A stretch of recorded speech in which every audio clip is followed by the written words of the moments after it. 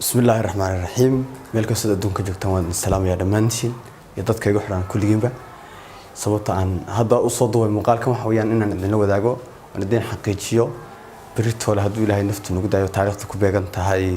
8 bisha January in qadarkeeyo uu xorriyadiisa dib u helo doono asagoo markaas ku soo wajahan magaalada Muqdisho sababaha fanaanku muddada wiiga ku dhow iyo waliba haafka u xirna waxa soo dhan insha Allah dib ayaa laga faahfaahin doona asagana uu faahfaahin doona anaguna dib aan ka faahfaahin doona sida aad ogtiin fanaanku muddooyinkii ugu dambeeyay wuxuu ku xirnaa magaalada Addis Ababa taas oo dad maartay isku hawleen in xorriyadiisa uu helo aad baan ugu faraxsanahay aniga Cabdi Dhaanta ahaan runtii ولس بدن بيجوا هاي درنتيسة وقت بدن إيو تدار بدن نوان كوبحية سدا عنيك شخصيات تدا أنا وقف قادن لها إن قرية سدوه هلا إن شاء الله درتان وحن رجينا إني هوشة سعي صار دماتي وين دماتي بقى مركا إن تاسمرك اللي جسوا قدوه إن حبسي حاويا ضدك قف رقم بالوسمي عما قف كان لحرة لكن وحيابها تكنيكال كأو نعي أو فرسمة قصف سنة ayaa waxa jiraan dad siyaabo kala duwan uga hadlay oo siyaabo kala duwan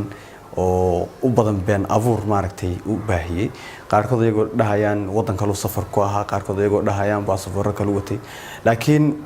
alcumuum waxa soo dhan markiin si caadi ah live aan ku sheego waxaan idin leeyahay arrimaha soo dhan waxba kama jiraan intaan aniga ku ogaa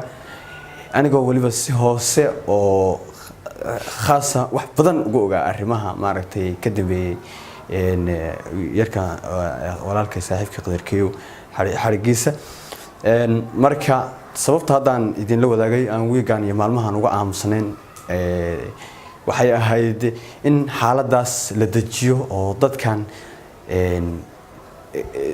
siyaabada kala duwan uga hadlo uga maaragtay uga falcelinayay in maaragtay aan ku xakamayno aamusnaanta taasoo noo suurta gashay hadda waqtigii meeshii ugu fiicneed in maartay hadda aan soo gaarsiino oo maxaa la dhahayay hawshiina ay si guul ku soo dhamaatay marka waxaan idin rajaynayaa insha Allah in si fiican loo soo dhaweyn doono waan sameeynaa qaban qaabo xoog badan oo maartay si caadi ah ugu soo dhaweynayno anagoo dareensiinayna inuu yahay walaalkeen aan aadna uga xumaanay waxyaabihii uu halkaas kala kulmay iyo maartay falkii lagu kacay intoodaba marka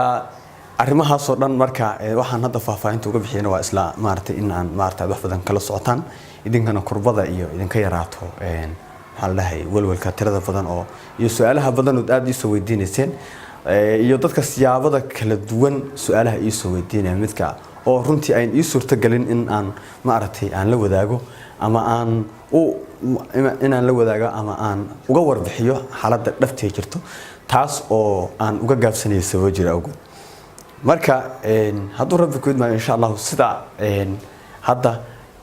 kulli qadarta rabbi halkeeda laakiin sida hadda boqolkiiba 95 ay isugu soo biyo-shubatay beritoole 8 subaxnimo oo ku beegan bisha 8deeda beritoole garoonka Addis Ababa 2 saac subaxnimo wuxuu uu maartay ka soo bixi doona magaalada Addis Ababa sida caadiga magaalada Addis Ababa diyaaradu waxay ka soo baxdaa 9ka magaalada Muqdisho waxay timaadaa 11ka ama 5 saac oo barqinimo ilaa caawa waxaanu bilaabaynaa in dadaalo aan maartay aan ku diyaarinayno si soo dhaweyn aan ugu sameyn lahayn ama maxaa la dhahay aan halka si uu asagana uu warbaahinta halkaas uga hadlo sababaha iyo maxaa la dhahay xaaladiisa dhabta uga hadlo insha Allah marka waxaan rajaynayaa hadduu rabbi idmo hawsha sidaas isugu soo dhamaanaysaa waxaan idin leeyahay Soomaaliya hasraacda ha noolaato فيديو هادو إذن سو قارنا سي شير قريا channel كيغانا سبسكرايب لا صار لايك كومنتي انتبه على دافنا وان السلام يا